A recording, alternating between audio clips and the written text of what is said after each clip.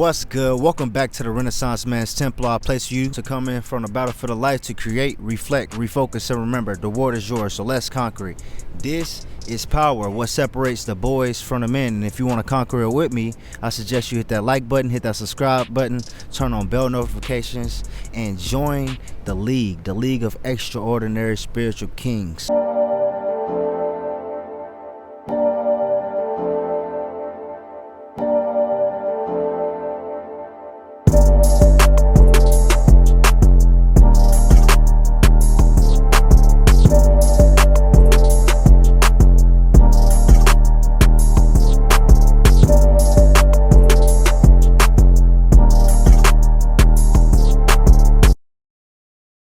What does it mean to make other people come to you? Using bait if necessary.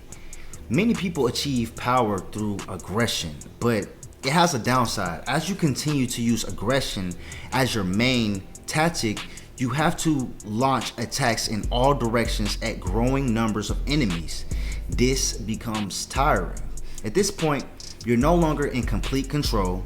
You're reacting to your enemies without calculating the consequences rather than planning several moves ahead, and you're completely out of control.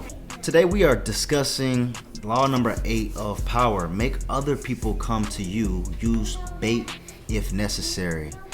Make your opponent come to you. When you force others to act, you're in control.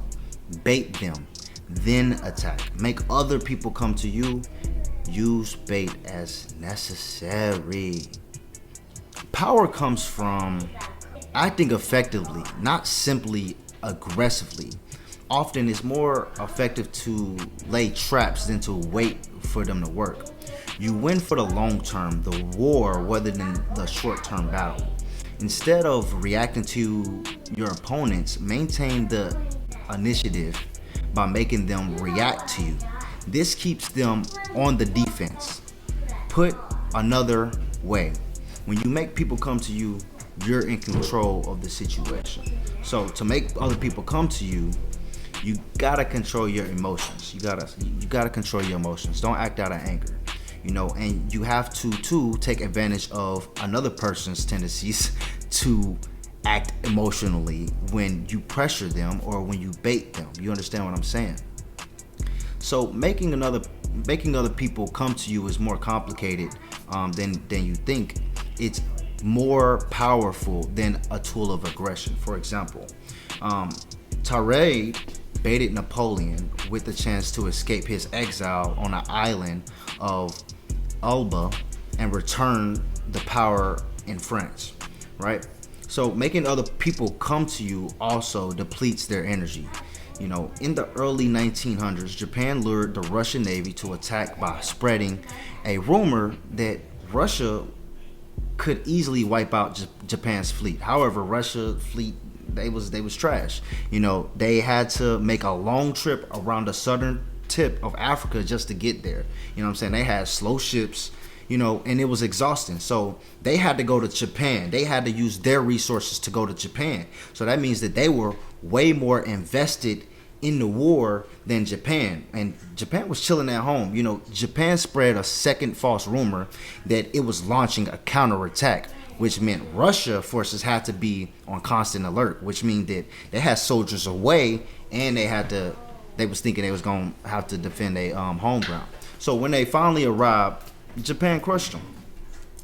So by making other people come to you, you force them to operate on your terms and on your turf, which makes him nervous and defensive. In negotiations, it always requires others to come to you or to a place you choose to keep them off balance. And there are people, this law can be tricky because some people can overuse this law. You understand what I'm saying? There are exceptions to this law because making other people come to you and using bait as necessary rather than always holding back and letting others chase you.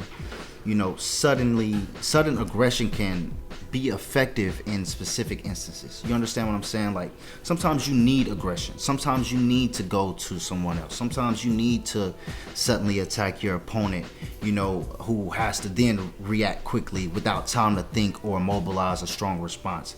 He may make mistakes. Further, surprise attacks, you know, the sneak attack, you know, those are frightening and demoralizing too, and you have to be aware of this. You know, this is the opposite of holding back and making other people come to you, but it also works in the same way. You know, you force your opponent to respond to you and you're in control. This is power. This is what separates the boys from the men. And if you like content like this, I suggest you go ahead and subscribe to the channel, like the video, turn on bell notifications, and comment your concerns, because this is power. And if you want to conquer it with me, the world is yours.